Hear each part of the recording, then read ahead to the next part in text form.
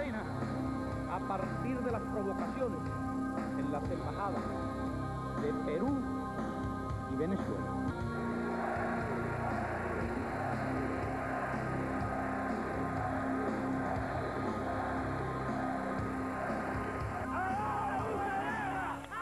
Se vayan los delincuentes con expediente criminal y que se vayan los homosexuales. Se me amenazó de que nunca iba a salir del país. Pues sí, él me dijo de que le había interesado mucho lo que yo le había estado comentando a René Rodríguez de cómo se podía sacar a esos cubanos que se habían asilado a la embajada peruana. Había que coger irse, lo que había que hacer era ir. Si tú no eras del sistema y no estabas acorde con el sistema, no podías ni tomar agua. Toda madre quiere lo mejor para sus hijos. No tenía futuro, él no tenía futuro. Y si no aprovechaba en ese momento, no iba a hacer más nunca. Y en ese momento mis maestros no sabían, mis amigas no sabían, la presidenta del comité no sabía, nadie sabía exactamente que en ese momento ya yo estaba en un barco hacia Estados Unidos y la verdad que sentí una libertad muy grande por primera vez. Nació 2 veces. Nació físicamente el día 22 de julio de 1955. Su segundo nacimiento fue el día 17 de mayo, que salimos de ese infierno de Cuba.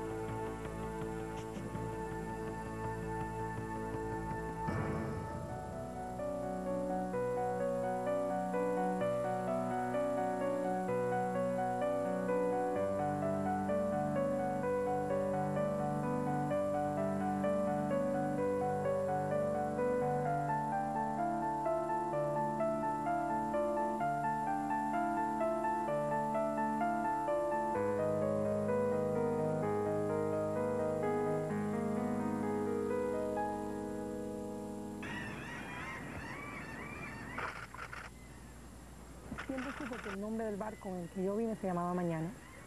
Justamente antes de irnos de Cayo Hueso, un impulso me hizo mirar hacia atrás y ver el nombre del barco. Y siempre me preguntaba quién había sido esa persona que nos había traído. Y lo quería encontrar para agradecerle y para que él supiera que lo que había hecho no había sido en vano. Pero la noche que nosotros salimos de Cuba, que fue un sábado, 10 de mayo, fue la noche antes del Día de las Madres, que era ese año cayó el 11 de mayo, el día que llegamos.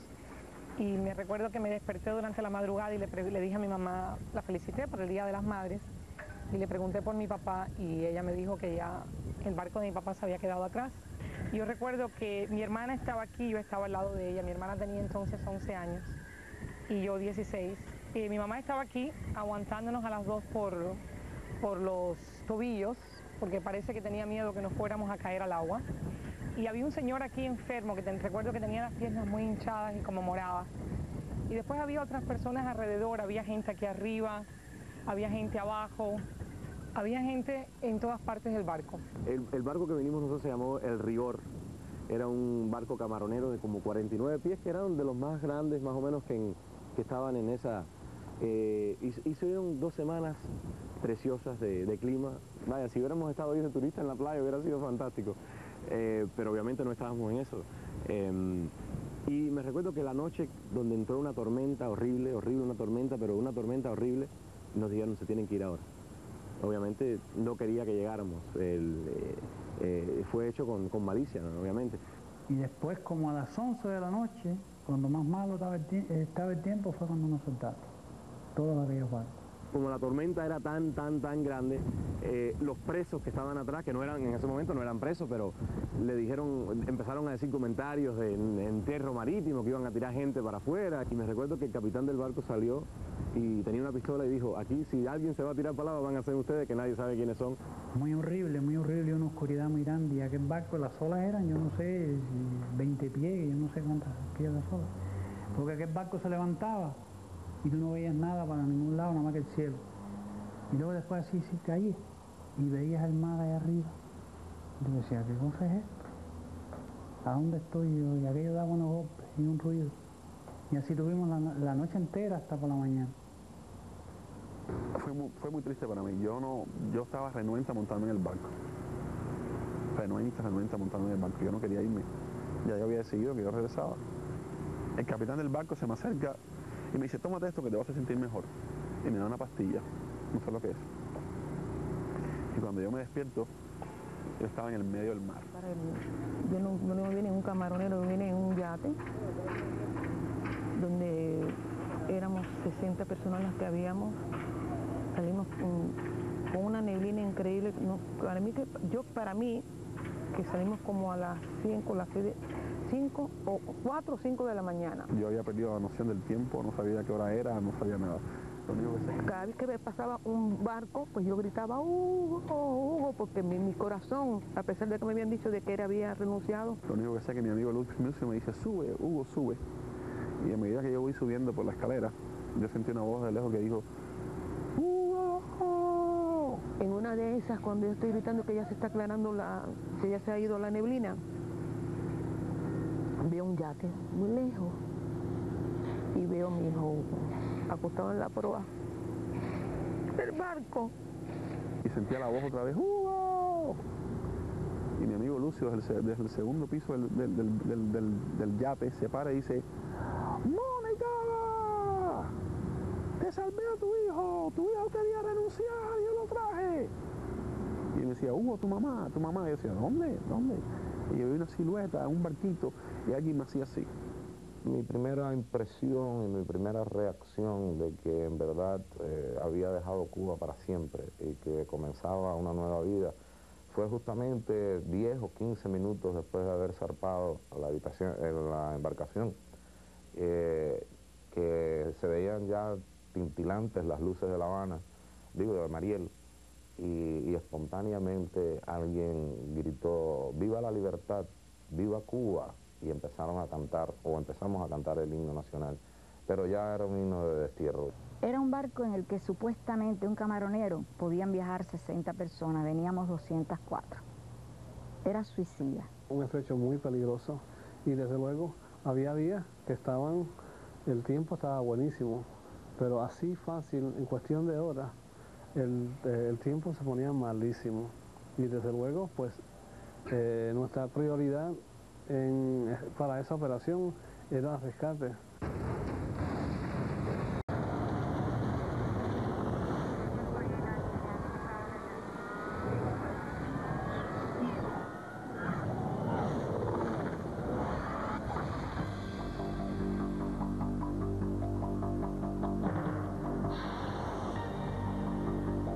Nosotros estuvimos perdidos en el mar, hubo una tormenta muy grande, habían unas olas grandísimas y el barco que venía detrás de nosotros, todo el mundo se ahogó y yo vi a todo el mundo en ese barco ahogarse y era como si estuviera viendo una película. Y el barco problema y el barco sobrecargado, 52 personas en un barco de 33 pies. El barco sobrecargado, ha traído así, y yo creo que llevaba tanques de gasolina que también pesaban. Y no sé si fue tantas personas que había dentro del barco que el barco se partió a la mitad. Vi el barco y vi que en un momento determinado ya no estaba. Yo lo veía cuando subían y bajaban, pero en un momento determinado no estaba y yo asumí en mi cosa que se habían ahogado. Pareció una locura. Mucha gente, la gente hablando alto. Sabía que había tensión. Yo con 5 años eso lo podía notar. De momento veo a mi papá entrar y dice, el bote se va a hundir, vámonos, no vamos a tirar. Y me recuerdo claramente que él me cogió para tirarse conmigo en mar. Cuando el barco se hundió, yo me hundí junto con el barco. Y yo salí por fuera, por una ventana que abrieron, un señor que dice que ese señor murió. Ese señor rompió esa ventana para que se vean los niños por ahí y yo no sabía nadar. Y después que yo caí en el agua, que mi mamá cayó en el agua, sí me recuerdo que me pusieron arriba un tanque de gasolina azul. Me pusieron arriba y me usaron como para poder aguantarse la gente con los brazos míos y los pies míos. Y de ahí para adelante ya yo me fui, ya yo quedé inconsciente. Ahí estuvimos aguantando una tabla y yo y otro, un niñito, que la mamá se ahogó. Ella se desesperó. Y de ahí para adelante el desespero no sé si hizo soltarse. Cuando mi papá se fue de lejos y me vio a mí inconsciente, se puso nerviosa y se habrá soltado, perdió la cabeza. Ella se fue Y el niño yo agarré y lo puse al ladito mío. Ahora ese niño debe ser un hombre.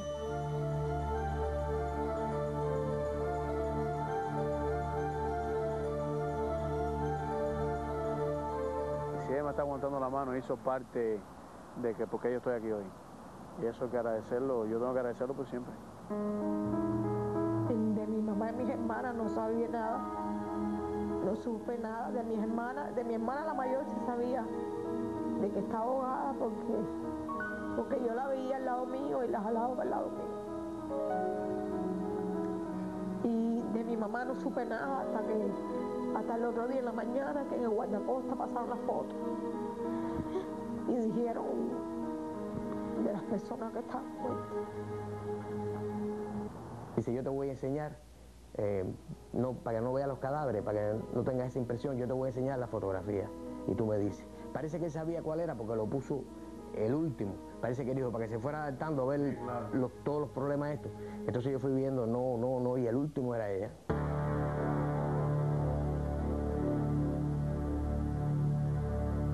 Me sacaron a mí, la sacaban allá botando espuma por la boca. Entonces ahí yo supe que mi hermana estaba muerta, pero no sabía nada de mi papá, ni de mi mamá, ni de mi abuela. Hasta que no pasaron las fotos, que pasaron diciendo que quién eran las personas que estaban muertas.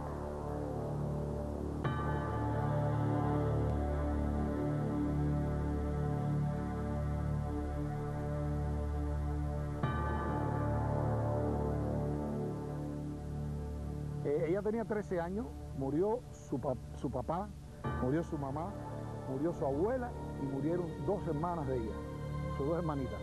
Yo pensaba que la muerte en ese momento viraban, era un viaje largo y viraban. Y yo me recuerdo que yo tenía un cepillo de dientes en el baño, tenía puesto.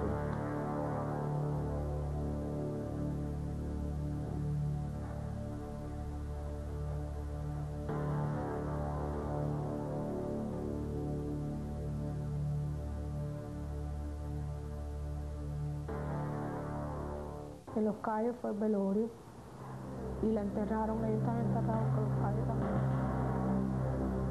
Cuando llegamos a la funeraria, estaban los 5 sarcófagos allí, las cajas estaban cerradas. Entonces yo tengo que ir con ella para que ella me... Ellos no querían que abrirme la caja porque en aquel momento yo no lloraba, yo no hablaba, yo nomás estaba tranquila. Tenían miedo de cómo, si me la abrieran, qué es lo que iba a pasar. Y yo le dije que no, que yo quería ir a Arturo, no, yo creo que va a ser la última vez que lo voy a ver a ellos y yo quisiera que abrieran. Entonces ellos me abrieron las cajas para que yo lo viera. Ella al lado mío, al lado de la ley de mi señora, le abríamos la caja, la parte de la tapa de la caja, y ella me decía, ese es mi papá. Porque también ellos estaban hinchados. Veíamos eso, dejamos la caja. Estaban muy hinchados y por miedo de que como estaban ellos, cuál era mi reacción. Por eso fue que yo quise que iba a ser la última vez que iba a ver a ellos. Que me dieran una última vez para ver.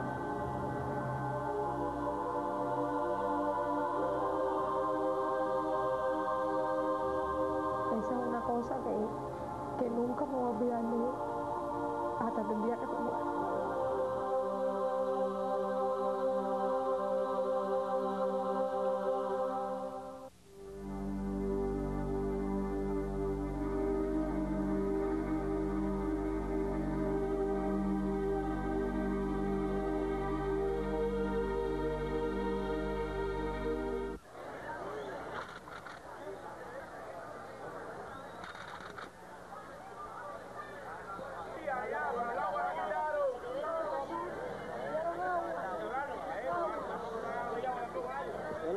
Que vean los niños, que vean los niños.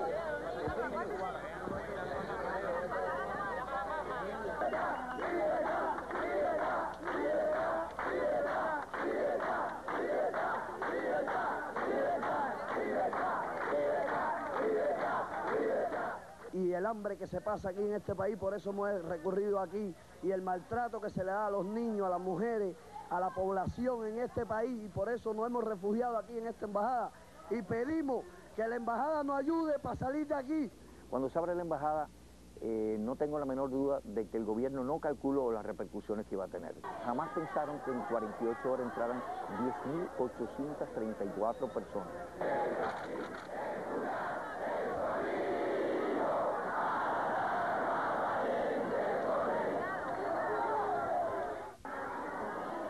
Se nos acusa de que aquí hay delincuentes y la masa fundamental que hay aquí está compuesta de médicos, profesores, ingenieros, técnicos.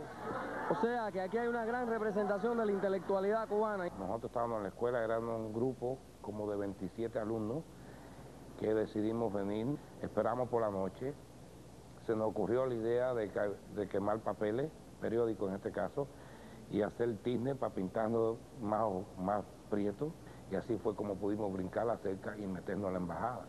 Aquí no han dado salvoconducto y no han cogido en la calle, no han paliado, no han tirado piedras, no han dado golpes a las mujeres. Comenzaron a llegar camiones con piedras de río, recuerdo que eran piedras de esa redonda, brillosa, muy duras, y bombardeaban. La mayoría de los muchachos los pusieron contra las paredes del edificio para protegerlos. Y simplemente se hizo como una pared de humanos alrededor de ellos para protegerlos de las piedras que estaban tirando y botellas. Alrededor de la cerca habían unos árboles. Y yo me recuerdo cuando las piedras volaban, había un silencio, después uno escuchaba las piedras cruzar las hojas del árbol. O sea, uno oía ese sonido y de momento un silencio de nuevo y de momento se oía que alguien gritaba. Entonces ellos nos acusan a nosotros de que somos elementos antisociales. Eso es una cosa que ese acto de ellos niega todo lo contrario.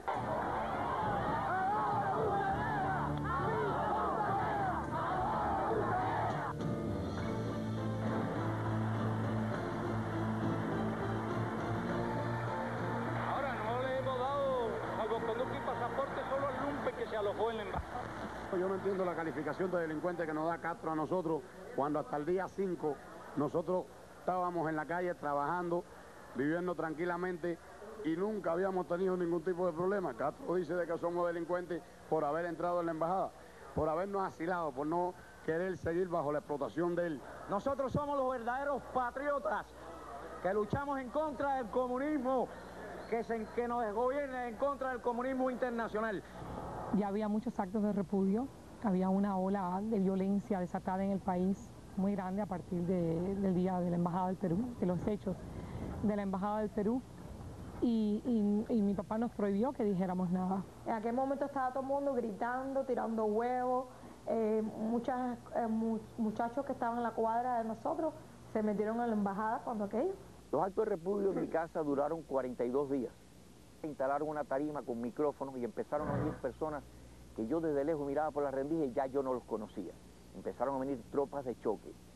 Ya desaparecieron la gente que yo conocía y empezaron a tomar eso como una plaza.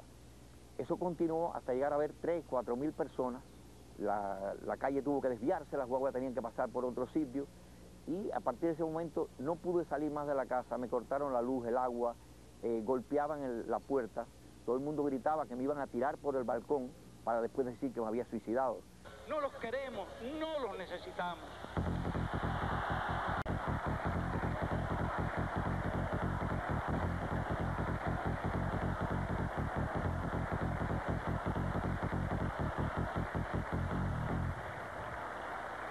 Entonces me dijeron que el régimen cubano, el Castro, había aprobado la idea que yo les había propuesto de que se hiciera una flotilla de barcos de exiliados cubanos para sacar a la gente que estaban asilados a la Embajada del Perú, con la promesa de que también podían ellos traer esos barcos a sus familiares. Primero, Carter dijo que íbamos a abrir los brazos y nuestros corazones a los refugiados cubanos, pero cuando llegó a ser obvio que iba a ser un diluvio, decenas de miles de refugiados, hizo esfuerzos de cerrar las puertas, pero inútilmente, con una flota, digamos, de barcos y miles de refugiados, no podrían cerrar las puertas. Yo lo miro como una componente entre el gobierno de Carter y el gobierno cubano. porque él tenía que saber las consecuencias que eso iba a traer a su país, a su comunidad. El presidente Carter asumió una posición tradicional de los Estados Unidos con respecto a los cubanos. Reaccionó con el compromiso de ofrecerles tierra y acogida. In the interest of that great and valued ethnic community, and in the interest of our country, we will continue to work closely with the Cuban American community to bring about a safe and orderly resolution of this crisis. No fue hasta el 14 de mayo que el presidente Carter emitió órdenes concretas y severas para poder parar en Mariel. Y al final, después de todo, lo paró Fidel Castro cuando quiso, el 26 de septiembre.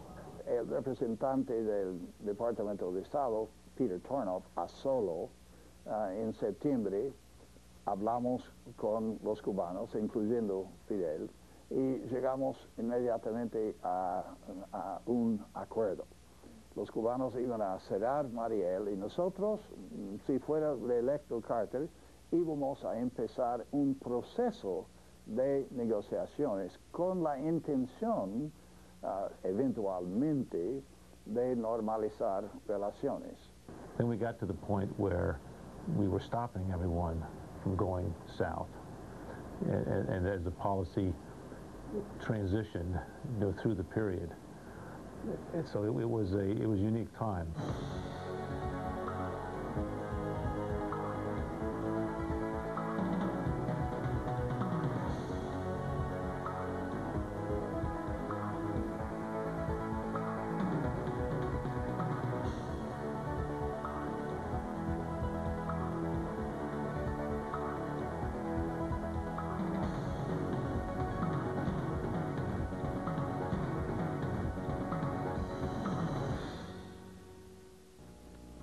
El Mariel surgió fundamentalmente por el desespero tan enorme que tenía el pueblo de Cuba por cambiar su destino, por cambiar su vida. Y si eso involucraba irse por el mar, eso es lo que iban a hacer. Entonces empezaron a recolectar gente que estaban locos, lumpen, delincuentes que sacaban de la casa y demás, para meterle las naves. Ni yo tenía récord delictivo. Por supuesto, por tanto no era delincuente, ni era homosexual. Mi mamá me dice, tienes que presentarte y decir que eres gay y que eres homosexual. Eso para mí fue un choque, porque decía, pero ¿cómo? Tengo que actuar, tengo que hacer. Decía, no, tienes que actuar, tienes que decir ahí que eres gay, que eres homosexual, y así en tus manos está que nos podamos ir todo el país. El gobierno decidió que yo no podía estar en mi país porque simplemente practicaba una religión que ellos no querían, no pertenecía a comité, no pertenecía a nada. Nosotros salimos por cuestión de religión y entonces mis padres vieron claramente que no había oportunidad para nosotros.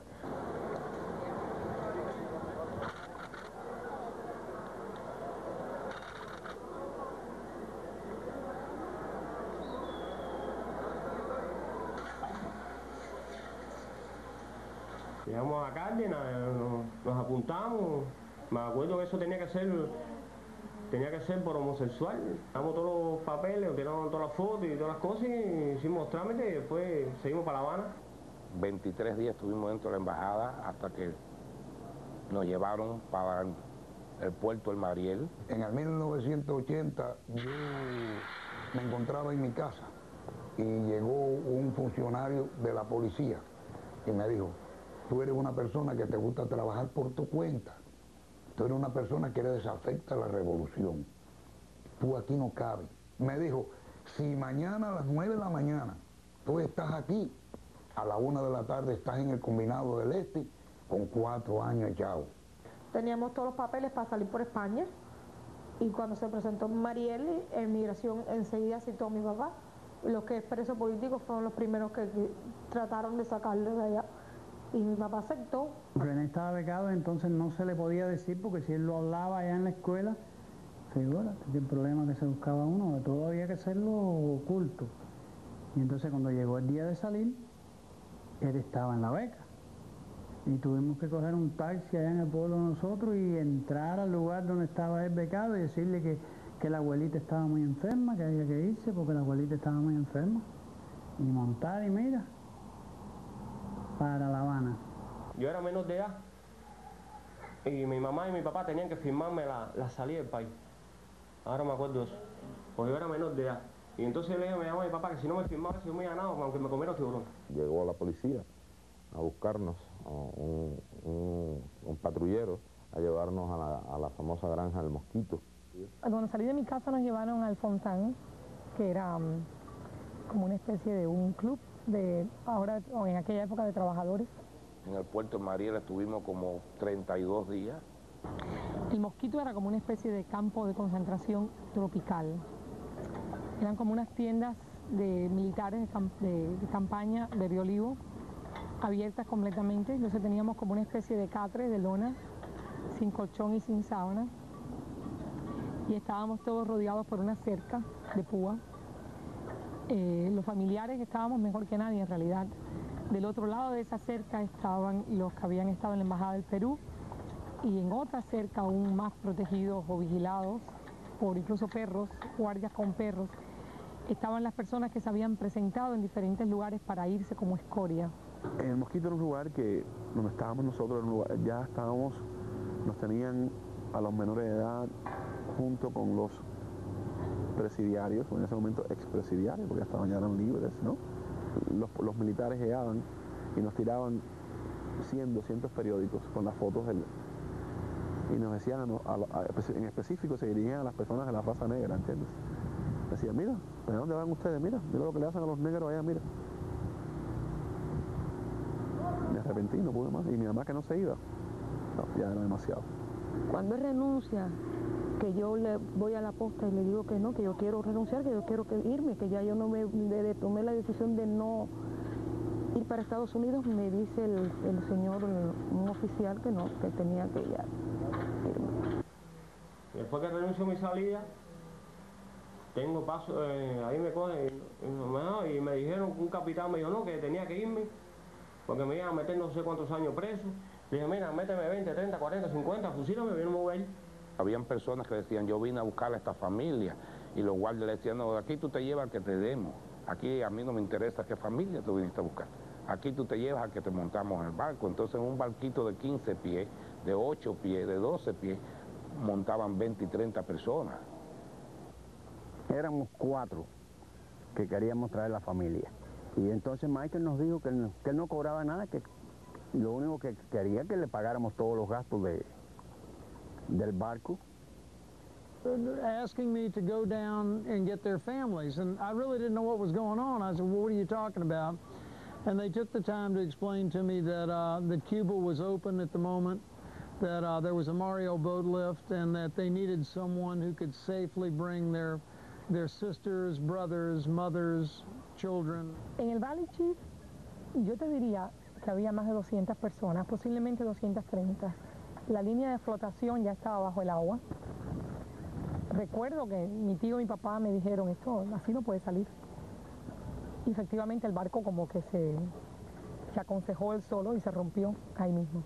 Yo recuerdo que mi tío salió a buscar otro barco. Mayor Lafiel got involved in the conversation, the Cuban official.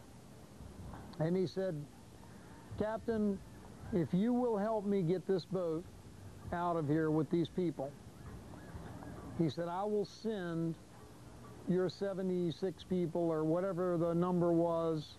He said, I will send them on the next vessels to New Orleans. Y él decidió llevarse a las mujeres y a los niños y dejar a los hombres atrás, precisamente porque ya él había oído que estaban poniendo en los barcos a gente con la que él posiblemente no se hubiera sentido cómodo. Y nos montaron en los barcos aquellos como a las 2 de la tarde o la 1, no sé. Y nos dejaron más en los barcos. Y dije, no, aquí llegó la oportunidad y hay que irse. Esta barca fue la que mandó Dios. Hay que montarse en ella. Y no mirar para atrás.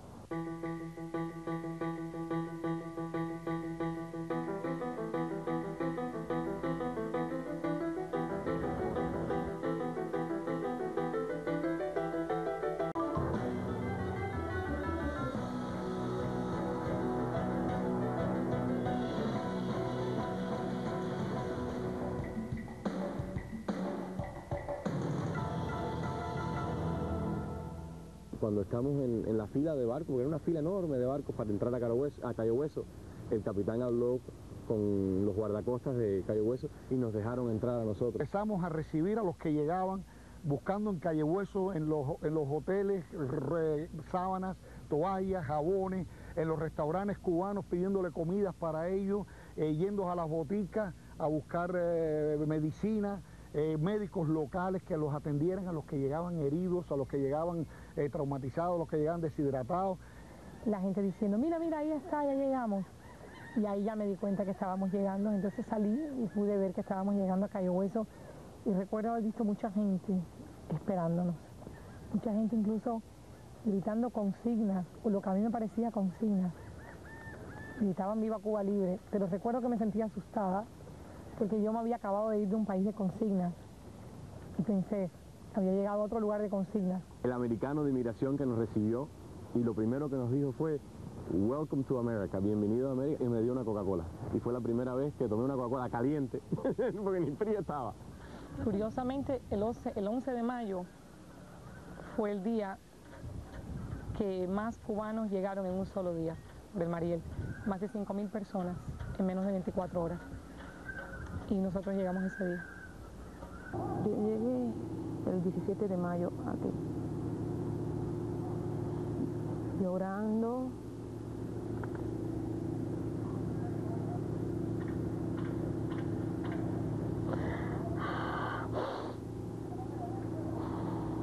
No se me ha dado no he tenido la suerte esa, parece que dice que la suerte se da una sola vez, y para mí es verdad, porque bueno, la tuve en la mano, no la supe aprovechar.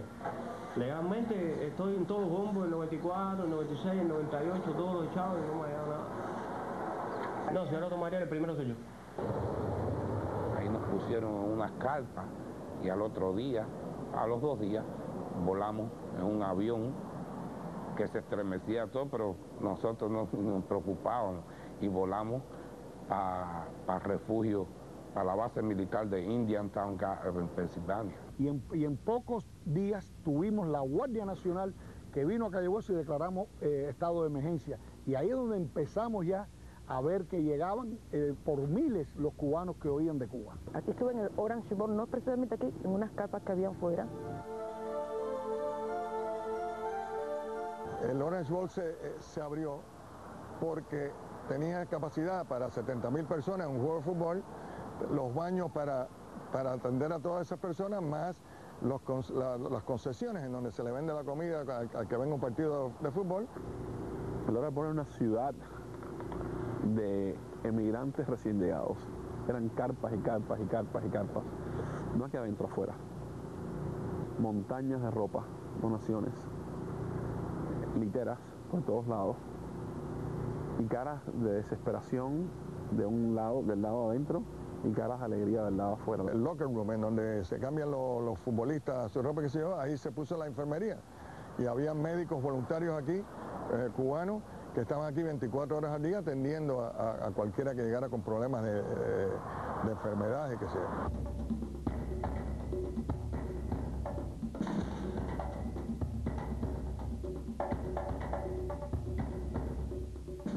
Me dijeron, tenemos un padrino para ti, y me llevaron para Robertsonia, en Pensilvania. Alguien que salía de ahí con sponsor reclamaba a un amigo de adentro, pero llegaban aquí al aeropuerto y no tenían a nadie que los recibiera y no tenían a dónde ir. Ahí es que surge ese problema, que empiezan a deambular por las calles, mucha gente decente que no tenían a dónde ir, y abrimos el Tent City debajo del Expressway porque no había en dónde ponerlo. La gente llegaba a Tent City, se le buscaban padrinos y entonces se iban, o sea que por ahí entraban y salían, ¿no? Donde quiera que llegaba decían, mira, ahí hay un Marielito, ahí hay una escoria, y fue bien difícil para los niños más.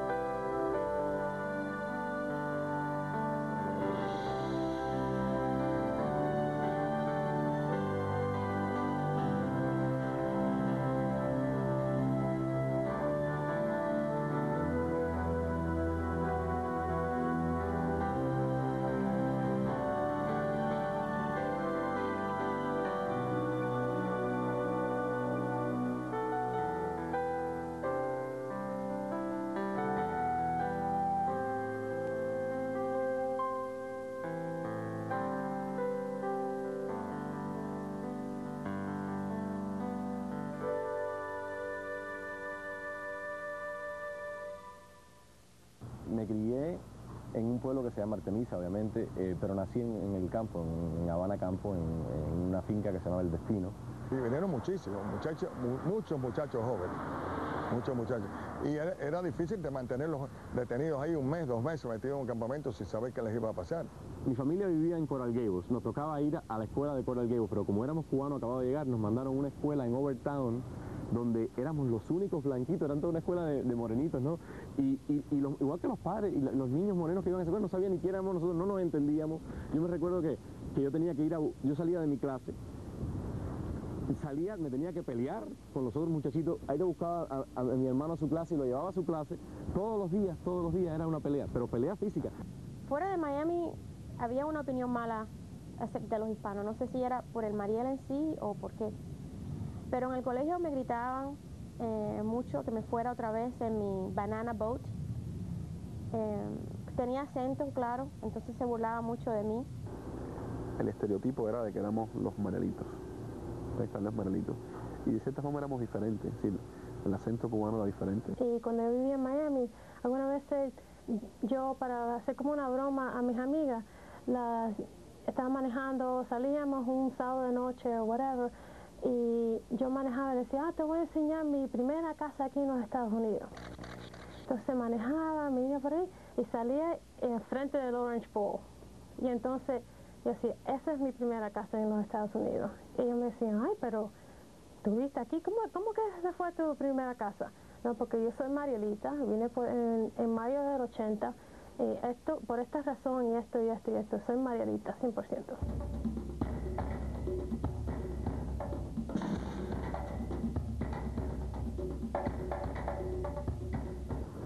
El cubano que llegó en esa época tuvo una experiencia, como te digo, muy grave por eso mismo, porque hubo una ola de crimen muy grande aquí en Miami. Miami no era el Miami que es hoy en día, donde la economía está, la gente llegó, trató de hacer dinero rápido, trató de ver, al haber tantas cosas y tanta oportunidad, está lo bueno. Como te digo, éramos 125.000 personas.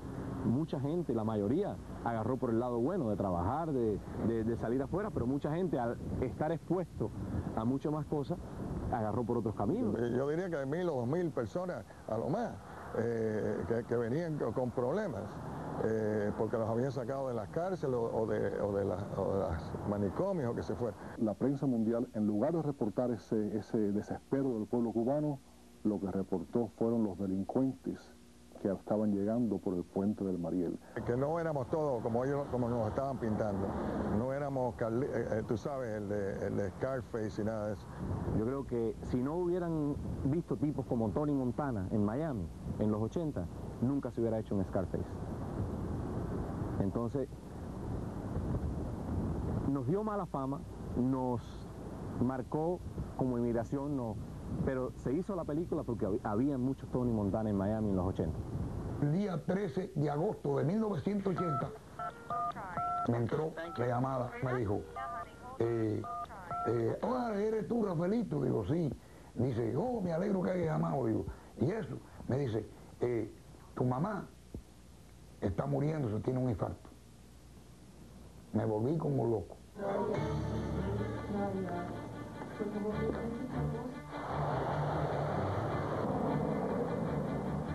Cuando íbamos en el avión, yo tenía miedo a hacer lo que iba a hacer.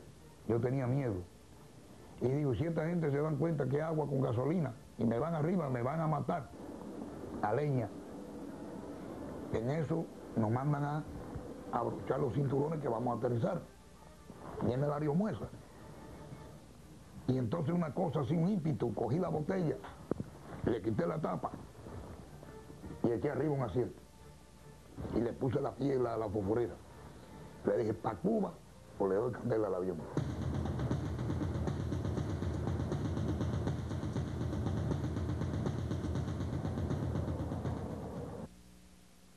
No podía encontrar trabajo, la vida se me hizo bien difícil, el dinero se me estaba acabando. Entonces compré un carro y aprendí a manejar a fuerza yo solo. Y me paró un día la policía y el carro era robado, así que compré un carro robado.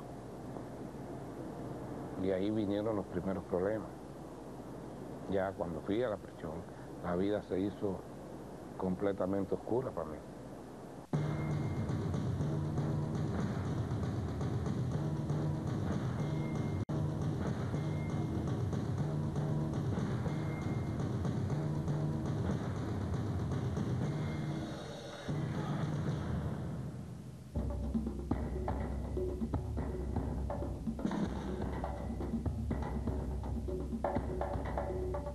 Algo increíble que los cubanos hayan tenido el motín de prisión más grande en la historia de Estados Unidos. Esa imagen de Fort Chaffee y los cubanos en motines y las protestas que le empieza a crear aquí una mala situación.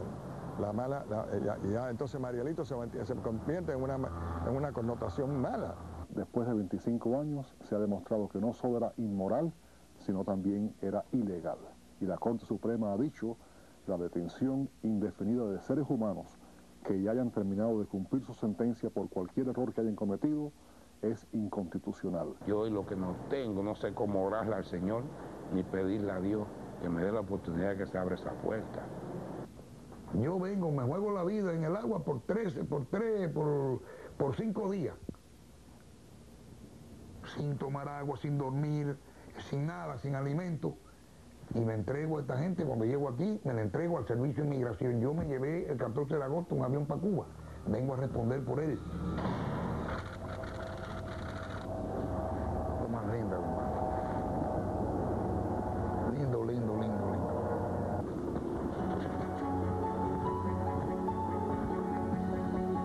¿Sí?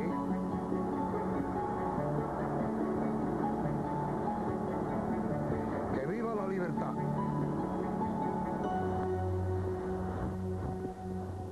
Yo digo, en mi humilde opinión, que los Marielitos fueron los primeros que de verdad le dijeron a Fidel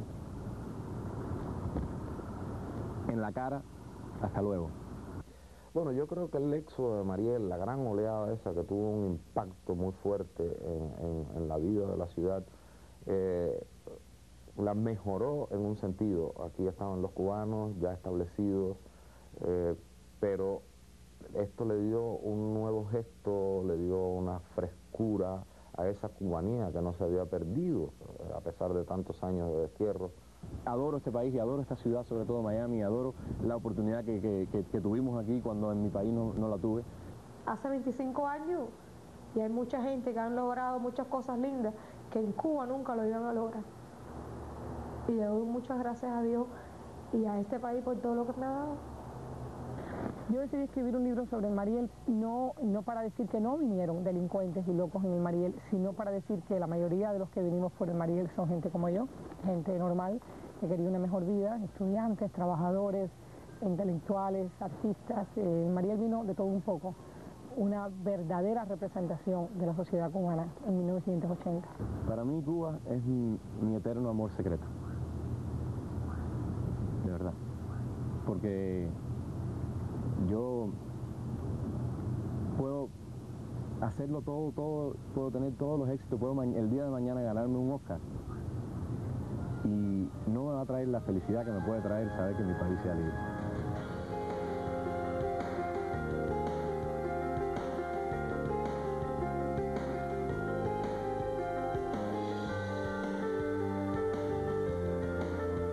Yo estando allí en el Mariel, allí debajo de aquel aguacero que nos cayó, yo miré tú sabes que se veían las montañas así, que le dicen la gobernadora, que está detrás de Mariel.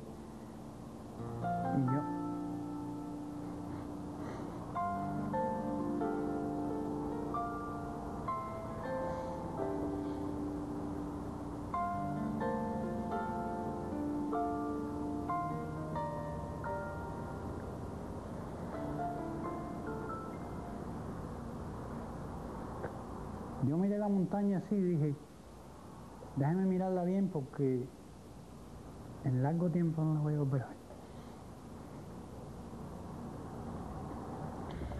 Entonces recuerdo que acabado de llegar al barco yo quería hacer algo, ¿no? Quería ser útil.